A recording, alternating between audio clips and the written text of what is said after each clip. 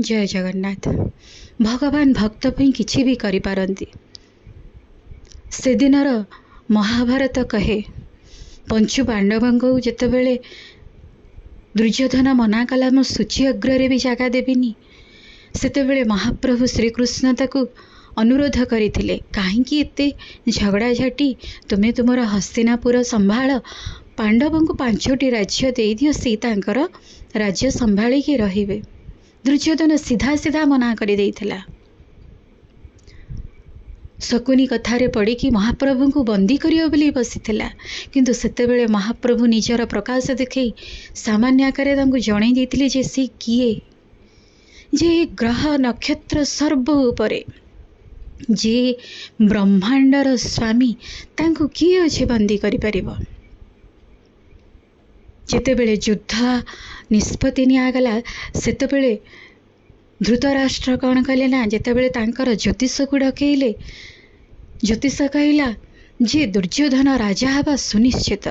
दुर्योधनर नाँ थिला सूर्योधन, तार कुकर्म जोगु तार नाँ हला दुर्योधन सूर्योधन। जेतेबेले ज्योतिष कहले जे सूर्योधन राजा हवा सुनिश्चित, समस्त ग्रह दशा ता फेवर अर्थात समस्त ग्रह दशा सब जहाँ प्रेडिक्शन करुछ जहाँ ग्रह दशा कहूँ दुर्योधन राजा हवा सुनिश्चित। युद्धर 2 दिन 3 दिन पर जेतेबेले कौरव सेना धीरे धीरे क्षय हवा को लगिले ना सेतेबेले धृतराष्ट्र कौन कले ना पुनर्बार ज्योतिष को डकैले, कहले मु तो कही मो पुओ राजा हवा आ कौरव सेना अधी धराशायी हेलेनी, राज्य तो नथिबा राजा प्रजा तो नथिबे राजा काहाकू शासन करिबो।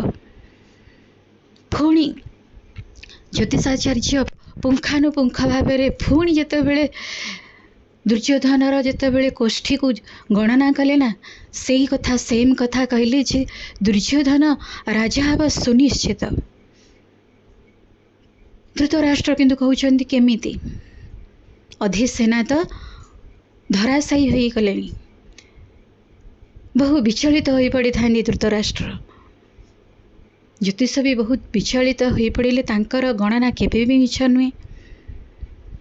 बहुत गणना करिला परे कहिले महाराज गणना कहूची सूर्योधन राजा हब, किंतु सेठी केही जणे अछि जे ग्रह नक्षत्र परिधिर उपरे ऊर्ध्वरे जे सेठी किए अछि जे सबको नियंत्रण करुची।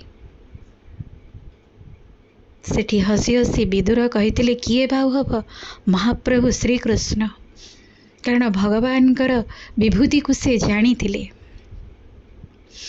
कहिबार तात्पर्य भगवान जहाँ सपक्षर छिड़ा होती भगवान सांगरे अछंती, आमे जदि न्याय रे अच्छे विजय सुनिश्चित। विलंब लगी पारे, समस्यार समाधान सुनिश्चित।